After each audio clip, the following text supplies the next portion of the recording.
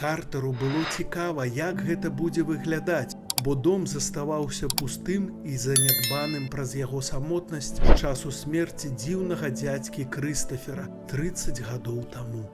У дзяцінстве Картар цешыўся доўгімі візітамі туды і знаходзіў дзіўнасць і цуды ў лясах за агароджай. Нарэшце направа адкрыўся пралом у дрэвах, і Картар убачыў відарыс мігатлівага лугу, стары шпіль кангрэгацыі на цэнтральным узгорку Кінспарта, маленькія круглыя вокны, якія палалі адлюстраваным агнём. Потым, калі ён зноў апынуўся ў глыбокай цені, то з трапятаннем згадаў, што гэты пралом мог быць толькі з дзіцячых успамінаў, бо старая белая царква даўно была знесена, каб вызваліць места для бальніцы кангрэгацыі.